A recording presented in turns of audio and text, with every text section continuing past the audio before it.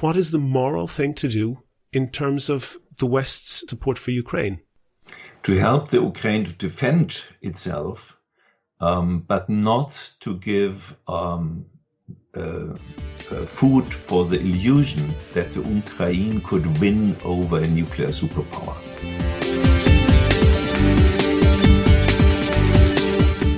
This is Here's How, Ireland's political, social and current affairs podcast, presented by William Campbell.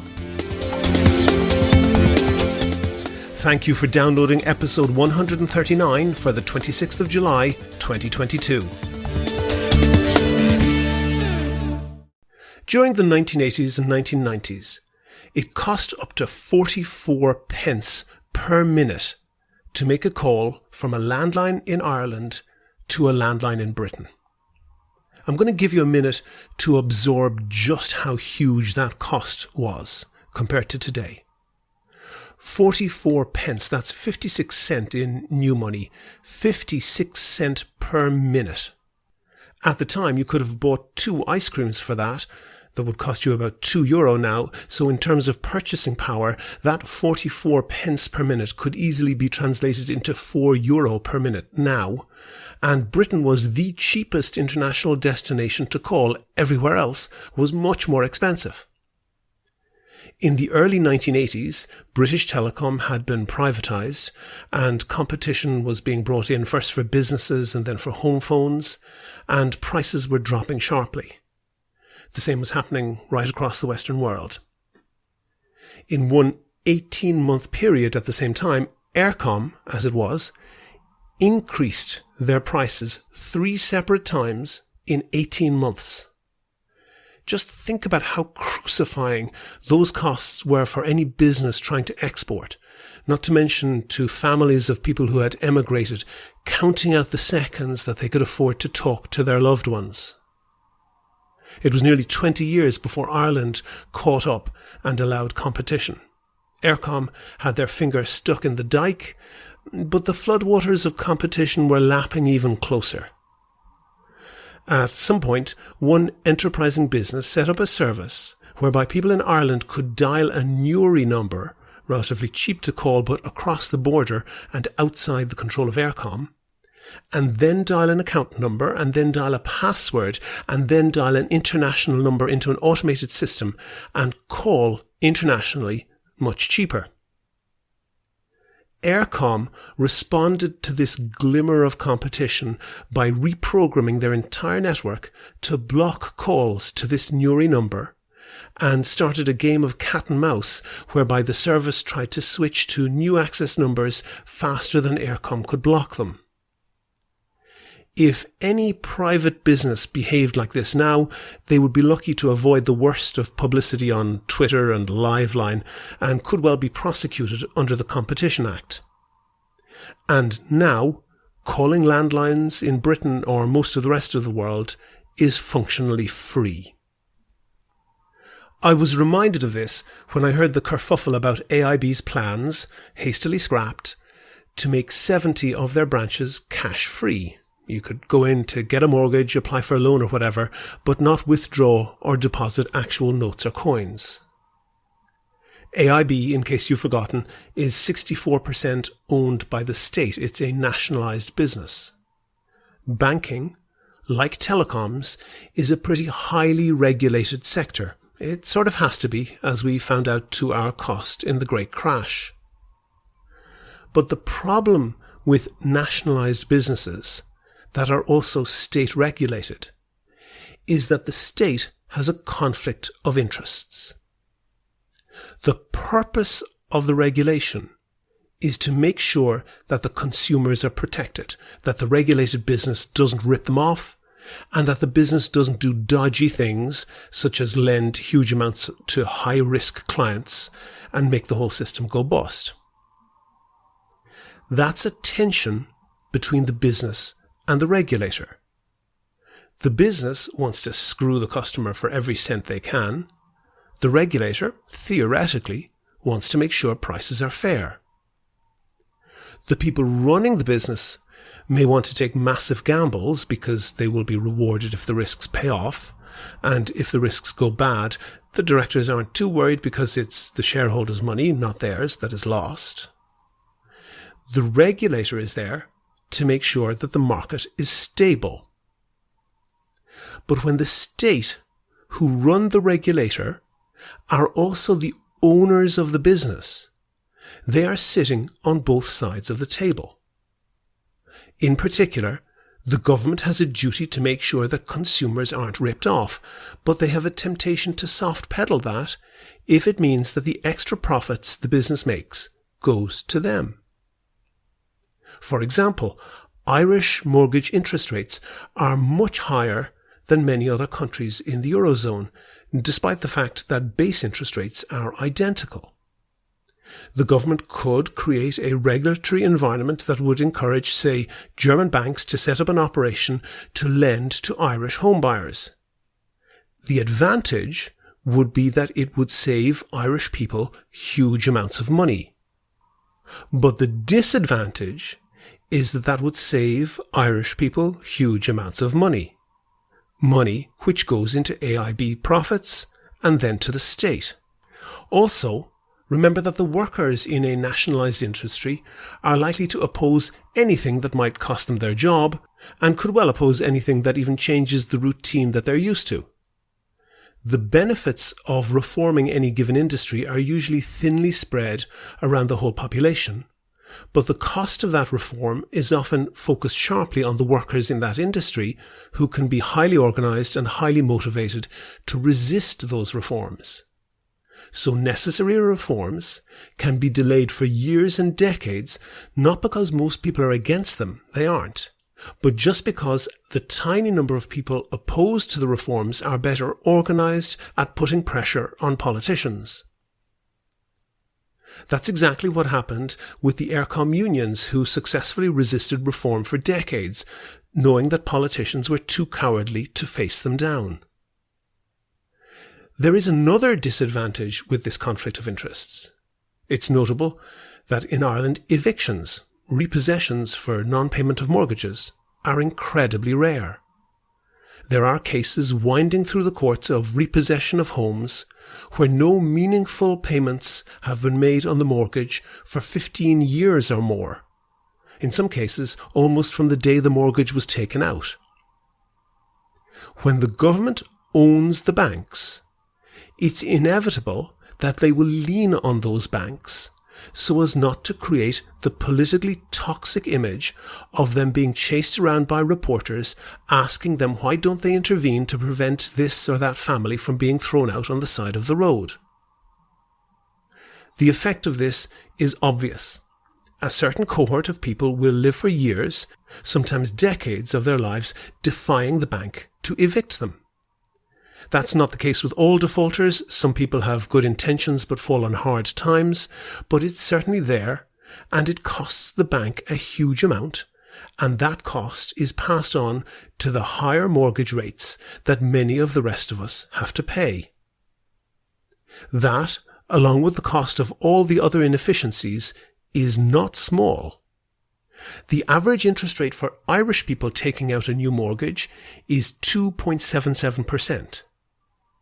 The Eurozone average is 1.59%, and the average cost in Germany is 1.16%. So to try and make those figures more meaningful, that means when you start paying your mortgage, and it's typically mostly interest you're paying at that point, for every €1,000 of interest that a German borrower is paying each month, you are paying that same €1,000, and on top of it, you're paying an extra €1,388 that the German borrower doesn't have to pay. A business just can't be a business if every decision they take has to be run past the minister, who has to run it past the local TD to see if it might cost him his seat and cost the government their majority in the next election. And a decision just like that was the one by AIB to eliminate cash services at 70 branches. Almost all retail banking is done online these days. That's a huge efficiency, and it's blindingly obvious that if when we get a bill we don't go down to the local bank and get the crumpled up bill that's been in our pocket for a week and count out the payment in notes and coins and get the bill stamped as paid, if we automate the whole thing, that means it costs everyone less. The reason it costs everyone less is because we don't need to pay bank staff to stand in the branch all day counting in those notes and coins, and we don't need to pay the rent on a lot of those branches. The bottom line is we don't need nearly as many people in retail banking because of the advance in technology, for exactly the same reason that we don't need as many people working in VHS tape factories or printing telephone books or making lead for petrol or making petrol engines at all for that matter. That means some people's jobs must change. And if you're against that in principle, then we can all go back to being medieval peasants scraping a living out of the dirt. The figures that I've seen suggest that we will eventually need about 1/5 of the retail banking network that we needed before everything went online.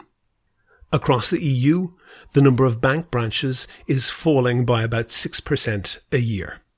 So when I saw a headline on thejournal.ie which said, "Politicians declare victory for people power after AIB U-turn on withdrawing cash services," I felt, well, it's best to not say how I felt. I'll just read you the opening paragraphs of the story.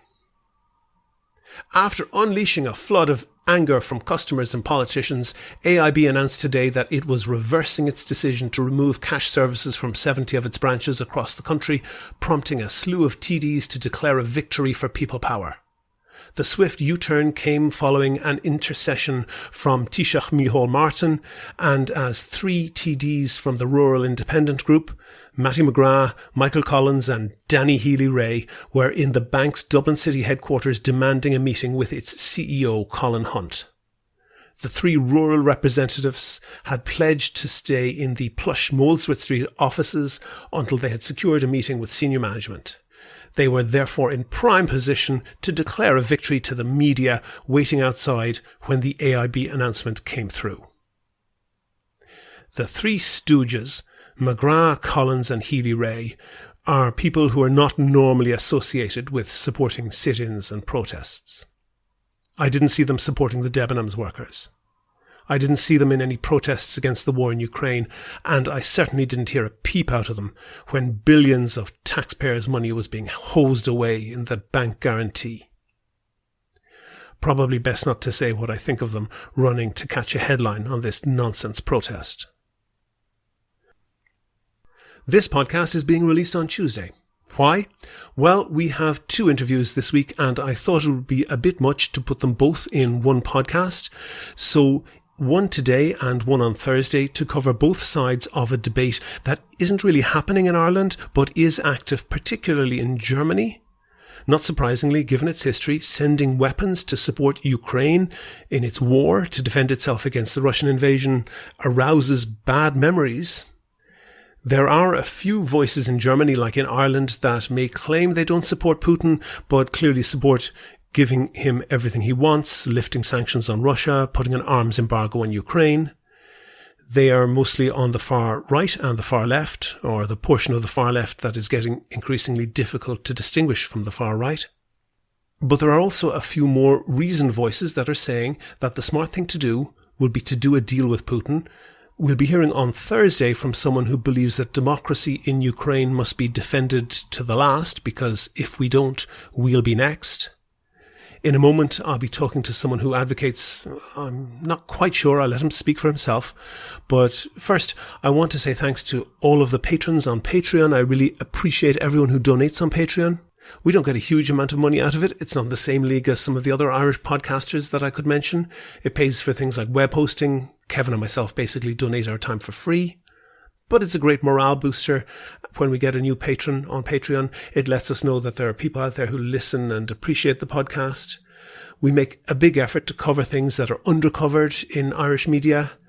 You're more than welcome to listen for free if you want, but if you could do the same as the other donors and throw in the price of a 1980s phone call to Britain once or twice a month, There's details how to do that on the website and at the end of the show. Do you agree? Do you disagree? Follow at Here's How Podcast on Twitter and like Here's How on Facebook for updates on each show's contents. On the line, we have Julian Niederrümelin. He is a professor of political theory at Ludwig Maximilian University in Munich in Germany. And previously, he was a Minister for State for Culture and Media under Gerhard Schröder's government in Germany. And the reason I'm talking to you today, Julian, is because you signed a letter which was published in a very prestigious German newspaper, Die Zeit, which was under the headline and was signed by many other German intellectuals. And it was under the headline, and I'll expose my bad German pronunciation here, Waffenstillstand jetzt, which translates as ceasefire now regarding Ukraine. Can you tell me what the letter said? Well, the main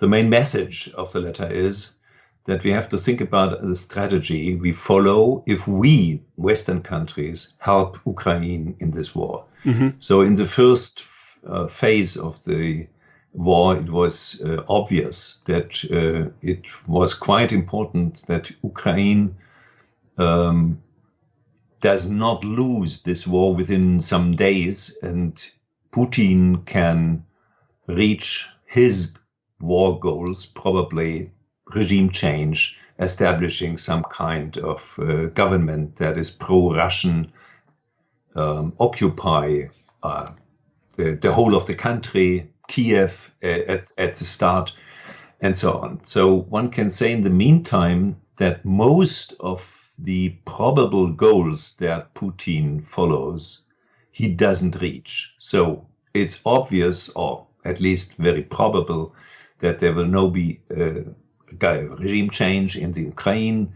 that it is impossible, or let's hope that it's impossible to occupy the whole country.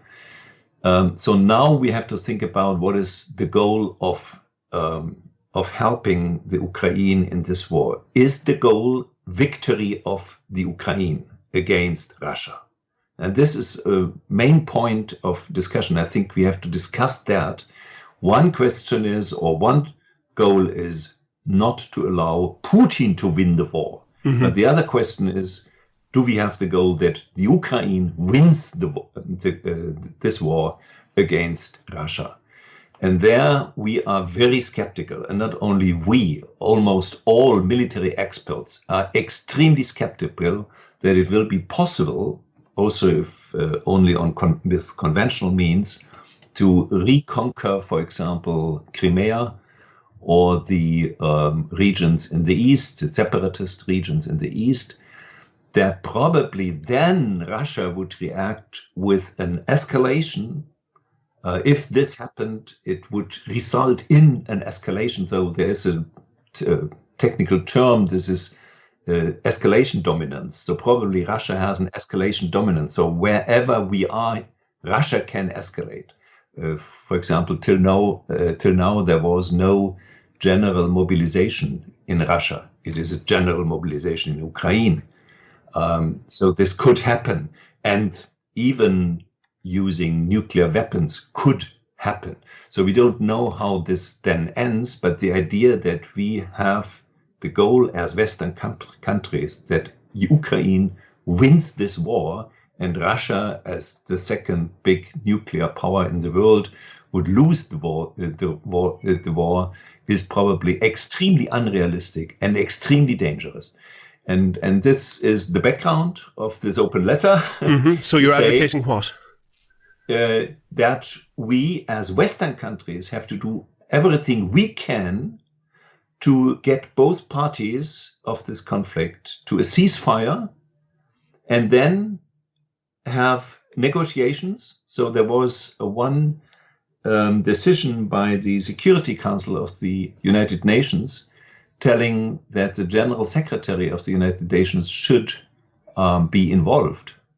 And Russia agreed to that. So I would say this is probably one hope that under the leading role of the United Nations, the occupied parts of eastern Ukraine and Crimea could be, by referenda or whatever, be resolved in one way or the other, ceasefire, and then beginning negotiations. That should be the main goal of Western countries. Also, if you look to the situation, world economy, the situation in the global south, where we have millions, probably millions of dead people by hunger and starving.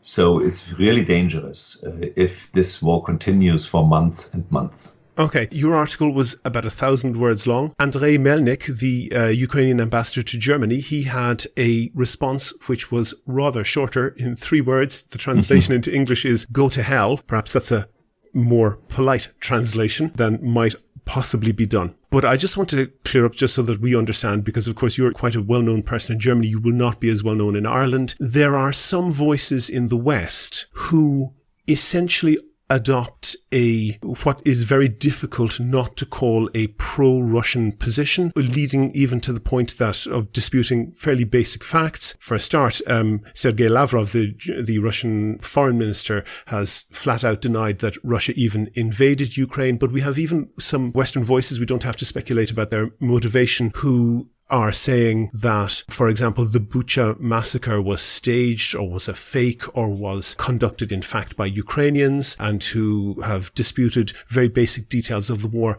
Do I take it that neither you nor, as far as you know, any of the other signatories of this letter have any truck with that type of argument? If you look to the bunch of persons that signed this letter or wrote this letter, you see there is not even one person where you might say this is a friend of Putin. Mm-hmm. And in my perspective, I have some political enemies, so to say. This is Salvini, this is Le Pen, and some others. And these are exactly those figures that are friends with Putin. Why should I be clear, a friend of Putin? to be clear, you are from the SDP, the German Social Democratic Party, the Labour Party, effectively. Salvini and Le Pen and so forth are from the far right in Italy and France, and you're saying that they are not on the same side of politics as you are. Although in Ireland we have in particular 2 MEPs, Mick Wallace and Claire Daly, who are very much from the left and are perceived to have taken a very powerfully pro-Russian lines. Although they say that they condemn the Russian invasion, they call for the removal of all sanctions from Russia and instead calling for an arms embargo on Ukraine. So whether they say they support Putin or not, what they are calling for is unquestionably something that would benefit Putin. Is it possible that what you're calling for is to the benefit of Putin as well? No, I don't think so. Look, I'm not of this region. I accept that, absolutely. I accept that. Spectrum. In fact, right-wing persons sometimes adopt a stance that is close to the Russian interests, and some very left-wing politicians too. Mm-hmm. I'm not very left-wing. So I was part of the Schröder government. This is more liberal social democratic position. And I was always skeptical about becoming too much dependent on Russian fuel, for example, Russian gas and Russian oil and so on and so forth. So let's let out this background. It's a systematic question. What should we do? What is good for mankind? What is good for the Ukraine persons? And the interesting point is that, for example, the president of the Ukraine some weeks ago said, well, we know that we will not be able to reconquer Crimea. This is what Zelensky said.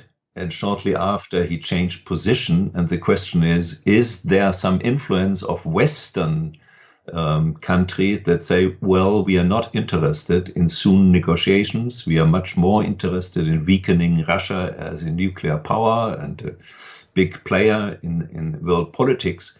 So continue that war. I hope that it is not the case, that the reason for changing the position of Zelensky is more of the inner debate in Ukraine. There are more nationalist positions and more liberal positions, and Zelensky is normally not on the right-wing nationalist position, but he is weak maybe in his position if they gather people opposing the politics of the president. So I'm not enough informed about these processes, but this can indeed become very dangerous. And in this context, only one sentence about Melnik. Melnik's political... This is the Ukrainian ambassador to Germany. ambassador in Germany, very present in the public debates. And his political idol is Stepan Bandera. And this is a Ukraine nationalist and also fascist who fought against Jews and fought against Polish people, saying they should not be able to live in the Ukraine. A person who has this political idol shouldn't be taken seriously in political debates. Okay, I take on board what you're saying, and there is, of course, a broad spectrum of political opinion in Ukraine as there is in any other country. It is notable that the far right in Ukraine is particularly small and particularly weak. Most continental EU countries have parties that are far right or neo-fascist that score much more highly in their elections, notably Le Pen in France, Salvini in Italy, than the far right do or have done in recent elections in Ukraine. The far right party in Ukraine didn't even score enough in the elections to gain a single seat in the parliament there. But that's true, but one should discriminate between parties, right-wing parties. These parties are quite weak in the Ukrainian parliament, and nationalist positions saying, for example, that we should include the NATO in this conflict, so the war should be extended to NATO states, and so on. So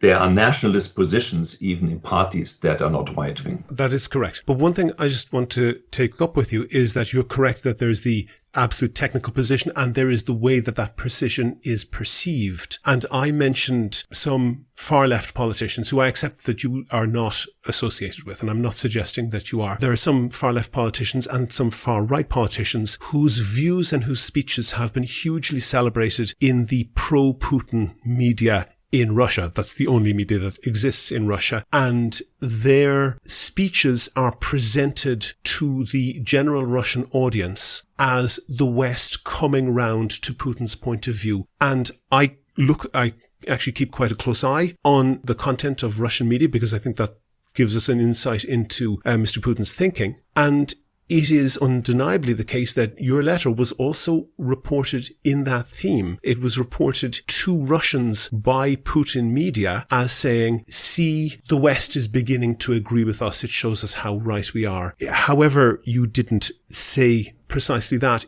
That is very unfortunate, isn't it? Well, I'm happy. No, I'm really happy if this letter is presented to the Russian public. I'm not sure. Of course, the content was not presented. Some content, probably not the letter. Putin does not agree for the moment to a ceasefire. He seems not to be interested in negotiations because probably it is an illusionary stance because he thinks the war is going on very well. Some recent speech is going on as we planned. This is obviously not the case. This is an illusion. But if Putin accepts a ceasefire and negotiations, this is perfect. Then we reached our goal. We have a phrase in English, that's easy for you to say. If you were Ukrainian and not German, so that's to say, if it was German states that were being given to Russia in order to buy peace, you might have a different point of view. No, we had these situations also in Germany. For example, Saarland, as you might remember, belonged to France after the Second World War. And with a population that was mostly German-speaking. And then many years later, I think 10 years later, after the end of the Second World War, 1956. A referendum showed that there is a majority for belonging to Germany. And then, without any conflict with France, it was decided like that. Why not going a similar... I must answer. You say why not? Because in 1956, both Germany and France, West Germany as it was at the time, and France had rational democratic governments. And I think is the fault and the flaw in your letter is that there is an assumption that Mr. Putin is either rational or democratic. And I think that the evidence is that neither of those is the case. And I just want to propose a model to you, which I've mentioned before on this podcast. And one model is the Cuban Missile Crisis, where you have two powers who are in great conflict but don't particularly want war. And they manage through negotiation to secure something which might not have happened, peace. There was no nuclear war after the Cuban Missile Crisis, and there was somewhat of a compromise on both sides. Russian missiles were withdrawn from Cuba, and also secretly, without much publicity, American missiles were withdrawn from very close to Soviet territory in Turkey. So that's one model where this you is have a very good example. Yes, no, this but hold for 1 second. Hold for 1 second, because I think the other model is the Munich Chamberlain Peace Conference model, whereby a supposed compromise, which was the dismemberment of Czechoslovakia, and Hitler was given the Sudetenland territories in Germany as a peace offering, supposedly to prevent war, after he had violated the Versailles Treaty several times previously, and it was hoped that giving him these lands would prevent war. And that was an entirely wrong thing to do, because it allowed him to essentially get more and more territory without even expending his military resources. Can you tell me what's the evidence that we're in a Cuba Missile Crisis situation and not a Munich conference with Hitler situation? Well, we are led astray a little by your question, but okay, let's go astray a bit. There are different historical examples that you can use as analogies, but analogies never are perfect identities. They are just different in different contexts. One analogy would be the beginning of the First World War, that nobody wanted a world war, but in the end, within some weeks, we ended there. So is this an example that could happen in the Ukraine? The German chancellor has this fear that it could happen if we aren't careful enough. A second example is the appeasement policy against Hitler. That was obviously wrong, but you have to be precise. Would in these days be the advice to let Austria fight against Germany? Probably not. And then the third example, very interesting example, is the Cuba Missile Crisis.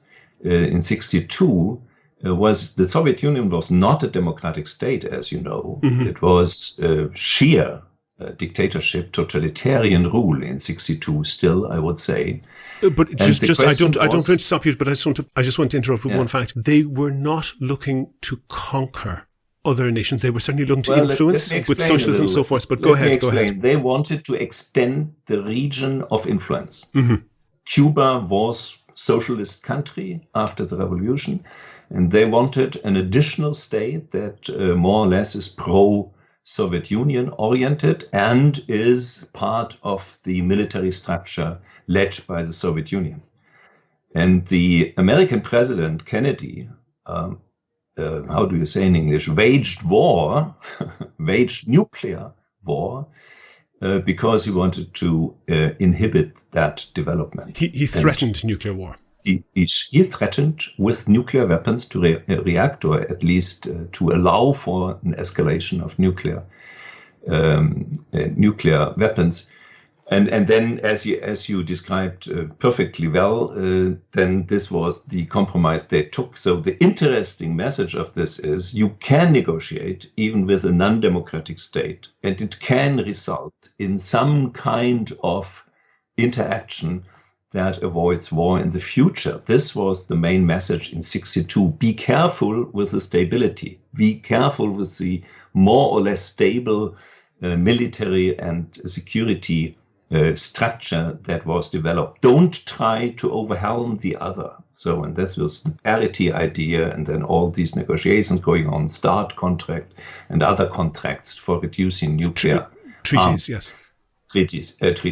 Sorry, and so I would say in that sense there is an analogy. Russia is, for the moment, not a democracy. It's a dictatorship and developing even totalitarian properties in the meantime. Ukraine is a democracy, but not a very well-developed democracy. If you look to the international rankings, Ukraine is on place 96, I think, and Russia is 120 or 126. So we don't have a conflict between a fully developed democratic state with liberal rights and no corruption and no problems with minorities on the one hand, and and a dictatorship on the other. We have two states that are, one is probably, hopefully, on the way to democracy, Ukraine, we will see in the future. And the other is, as it seems for the moment, on the way to dictatorship, totalitarian elements. But still, we have to avoid war. And we have to end this war as soon as possible. I offered you those two analogies because I thought that perhaps the Cuban Missile Crisis was a good model for how you see that. And I think you've confirmed that that's the case. Okay, I misunderstood you. Yeah. Not at all. Okay, No, perfect. not at all. But what I want just to point out and maybe get you to comment on is that the analogy, I think, breaks down because Russia has already invaded Ukraine and has already committed massacres, targeted civilians. And there is a phrase which I borrow from women who campaign on the topic of domestic violence. Then when a partner who is threatening domestic violence says something, threatens something, says, I'm going to kill you, the advice is to believe them. And I just want to point you to an article which I'm sure you're aware of on RIA Novosti, which is the Russian state news agency. So it's not just a TV station or a website that's under the influence of Putin. It's actually state-owned and state-directed. And a month before you posted your letter, there is an article on this website, which is still live, which is explicitly calling for the complete destruction of the Ukrainian nation in terms of people and in terms of culture and in terms of international existence. They explicitly say that they want the entire Ukrainian intellectual class and the military, quote, liquidated. That means murdered. And that the whole population of Ukraine deserve to suffer decades of forced re-education for the supposed crime of supposedly allowing a Nazi government to take over Ukraine. Exactly. They explicitly say, no, I want to get, because this is a very important article and this comes from the heart of the Kremlin. They explicitly say that they want to wipe out the Ukrainian language and Ukrainian culture. And if you see what is happening, for example, in the Bucha massacre, so we have some areas of Ukraine, especially in the north, that were under Russian occupation and the Ukrainian forces managed to push Ukrainian troops out. It is clear that there were a huge number of murders of civilians, particularly targeting the intellectual people, which would mean the mayor of the town, which would mean anybody who teachers and university professors, people perhaps like yourself. There are at least, this figure is perhaps changing, but the most recent figure I read was about 170 cultural sites in Ukraine of no military value whatsoever, which have been destroyed by Russian bombing, apparently deliberately. And my question, and I am coming to a question, my question for you is this, is to say how much of Ukraine can be expected to suffer this and have them not fight back? All what you say speaks in favor of a ceasefire and an ending of that war immediately. All what you say, if this war is continued, so almost all military experts say from day to day, from week to week, the Ukraine becomes weaker in that conflict. And if it continues for months, maybe with the interest that this may weaken in the long term Russia, that ends in many additional losses and additional dead persons on the Ukrainian side, also on the Russian side. No, pause for that. Pause. No, just 1 second. No, I just have to say, you say that it allows, if the Russians have a stated aim of murdering everyone who they classify as an intellectual, are you sure that any form of ceasefire or surrender or partial surrender on the part of the Ukrainians would avoid those murders? Look, I have given many interviews from the beginning. You can't know these all also because they are in German. And from the beginning, I said, we have to do everything to avoid that there will be I use the German term, Diktatfrieden of Putin, though a peace that is dictated by Putin on his terms. This has to be avoided. I even said in another interview, it's good at the beginning of the conflict that the war continues, that the war is not over, as some expected, within 48 hours or so. So don't misunderstand me. It was right to give subsidies, military means, and so on to the Ukraine in order to avoid a Diktatfrieden of Putin. So, yes, yes. A peace dictated An by imposed Putin on peace, his I think, is the word you're looking for. terms. What's the term? An imposed peace. Imposed peace. Fine. Diktatfrieden I find nicer, but okay. Imposed peace. And now we are in a situation in which every additional day costs many, many lives on both sides, but mostly on the Ukrainian side probably, and costs much more in the global perspective. So we have hunger problems, as I said before. And so a ceasefire would destroy that idea, the idea of Putin, or at least some in his surroundings, that say, well, the Ukraine has to be wiped out. So I don't understand why exactly this atrocity speaks against a ceasefire. And can you say, I mean, you accepted, I think, that Putin is not interested in a ceasefire, and I think you're correct in that. So for as long as Putin has no interest in a ceasefire, what is the moral thing to do in terms of the West's, Germany in your case, but the West in general, support for Ukraine? To help the Ukraine to defend itself, but not to give food for the illusion that the Ukraine could win over a nuclear superpower. Okay.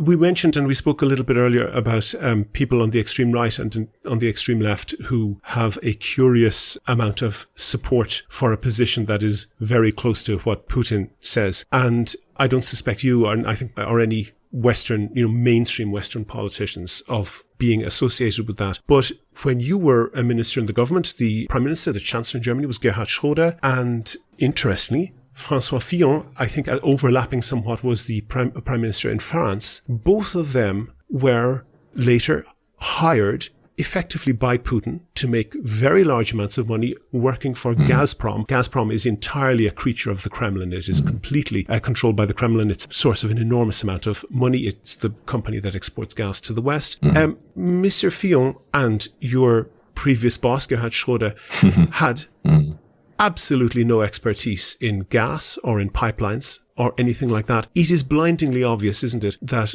Gazprom was being used to buy influence? Yeah, probably. I think it is a big mistake by Gerhard Schröder. He was a good chancellor. He avoided the second Iraq war, or the participation of Germany in the second Iraq war. And he did other things very, very good for the country. But this is a big personal mistake. I said that from the beginning. And I think as a former chancellor, you should never become a dependent of another country. There's also a British politician, as far as I'm informed, that. Well, we have a mostly Irish audience, and I'm sure you would never confuse the two. But you are absolutely correct that the depth of Russian influence in British politics is hair-raising. But my point on that is this, that whatever you think about Mr. Putin, he is unquestionably an intelligent man in that he goes about what he wants to do in a way that's likely to be successful. It is unlikely that these are the only influence operations that he has had in Western European countries, France, Germany, and also Britain. And it is likely that some of them have been successful, isn't it? Why not so very successful? So there was this combination of interests, Cambridge Analytica, as you remember, where Putin or some secret services tried to help Trump to win the election campaign in the US. And Facebook helped, knowingly or unknowingly. This is an interesting case, though there is always this this idea that one could split the West, split the European Union, help right-wing parties in order to get this done. I think this is an illusion by Putin. Putin might be intelligent, but he was not well informed about the Ukrainian situation. He expected the Ukrainian population to be, to a good part, friendly towards the Russian invasion. This was obviously not the case. He helped nation building in the Ukraine. Yes. What he probably did not aim at.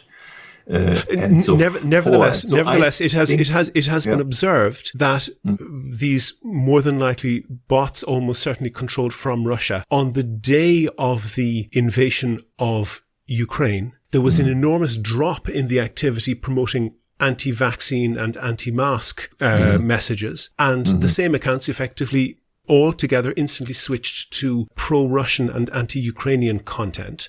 We know in your country more than most that the anti-vax message has had a significant impact. It would be naive to think that the other messages pushed from Russia like that are not having an impact. Well, maybe I'm involved a little also in the social media, not very much, but as far as I see, the Ukrainian influence is much bigger there than the Russian. In social media, On the social Ukraine has been media, enormously successful. There's no question about that. Seems to be run by chatbots. I think the Ukraine is quite successful. It is possible that this is just organic content, that this is just people who are expressing their views online in a genuine way. Yeah, maybe. The strange thing is that in the German population, if you look through certain findings, there is more or less half-half. So half are in favor of further helping military also by big weapons, the Ukraine, and the other half of the population is skeptical about it. Germany is about split 50-50, as you're correct, but Germany is an outlier. 50-50. But you would accept Germany as an outlier in Europe. Yeah, maybe, but I'm German, so I see the German situation. And the strange thing is, or interesting thing is, that this is not mirrored in the media. So the media are almost 100% for more military means for the Ukraine, no ceasefire, Ukrainian victory as a goal, and so on and so forth. Strangely enough, half of the population remains skeptical till now. Okay, you're obviously a native German speaker, and I don't know if you had contact with East Germany, you might have done Russian in school somewhat the same way that Irish people do Irish in school. But on German tanks and missiles and aircraft, on Russian tanks and missiles and aircraft invading Ukraine, very often was graffitied a slogan by the Russian military members who were driving them, Na Berlinie, which means to Berlin. The reality is, if Russia can take Ukraine, they can take Estonia and Tallinn. And if they can take Estonia, they can take the other Baltics, and they can take Poland, and they can take Berlin. That's what's on their mind. Are you really relaxed about that? No, I'm not relaxed. And this is one of the reasons why I'm in favor of a ceasefire. The Ukrainian military tells that they destroyed 700 tanks, Russian tanks, in the meantime. I don't know whether this is true, but let's think it is true. Germany, the German military, has only 200 and something tanks that can be used for the moment. They have some helicopters and so on and so forth. So the idea that especially came from the US and partly from Great Britain, that we have to give up the usual defense forces and change it into international intervention forces, destroyed the whole military means that Germany has. Therefore, it is highly dangerous to give all these means now to Ukraine or to the Balticum and other states.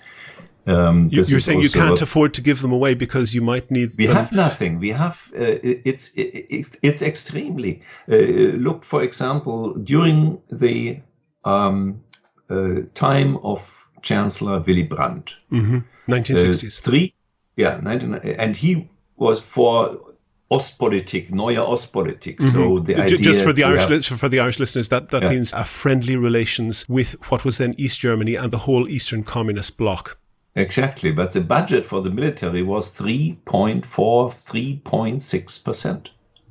So, and we had a quite well-functioning military in Germany, and this has changed in the meantime under conservative rule. Interestingly enough, exclusively conservative rule. And so Germany should be quite careful to have the means to defend itself. You're saying that the conservative rule, the CDU, reduced the percentage of GDP that was spent on defense? Yeah, much, to 1 point something. Mm-hmm. So Germany has to be very careful not to lose any strategic option if this situation escalates. Dr. Julian Niederrümelin, Professor of Philosophy and Political Theory at Ludwig Maximilian University in Munich and a former Minister of State, as I said, under Gerhard Schröder, thank you very much for talking to me. Thank you.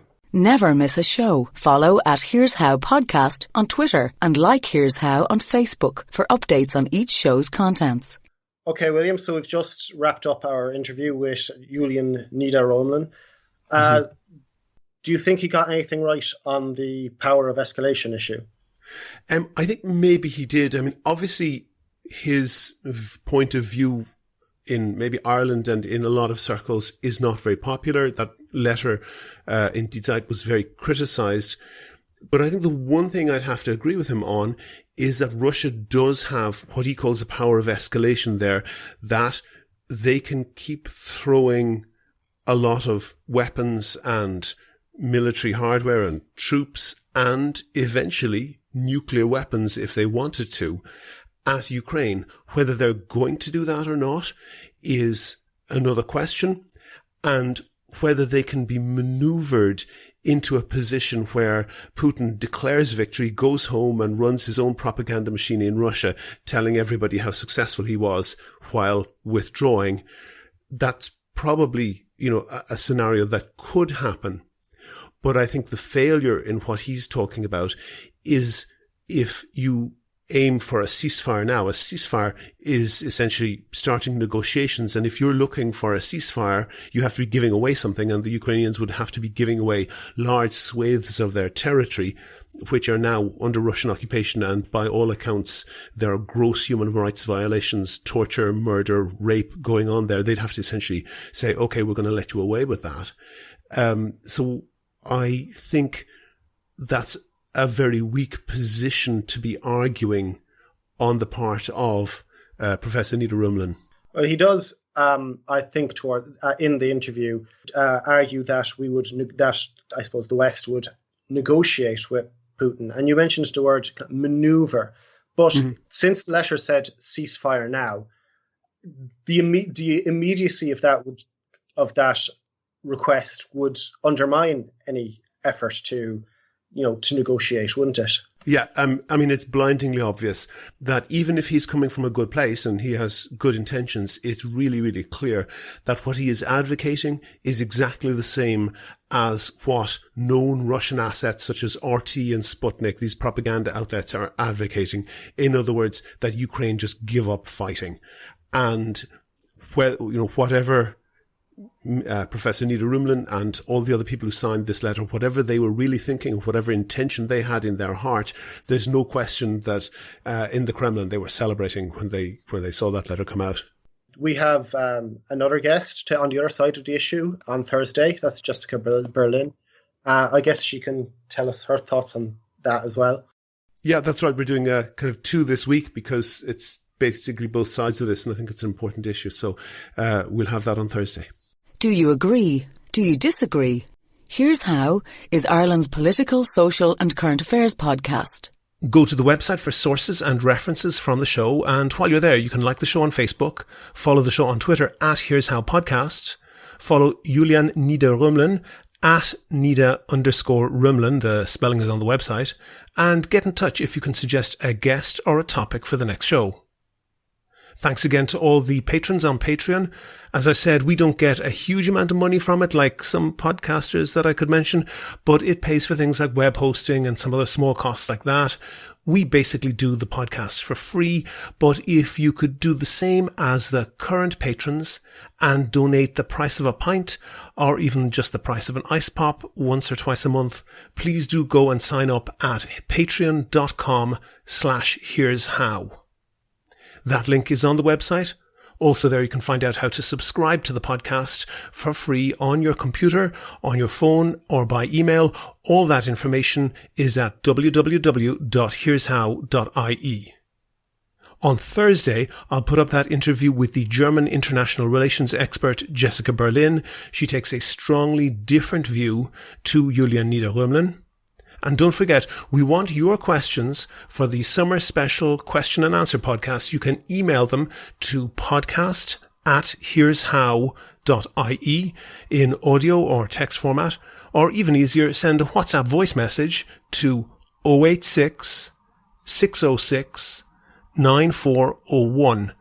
There's a link that you can tap on the website and on the Twitter bio to send you directly to a WhatsApp message. You don't even have to save the number. We'd love to hear from you. The Here's How podcast is produced and presented by me, William Campbell. The assistant producer is Kevin Wolf. Thank you for listening.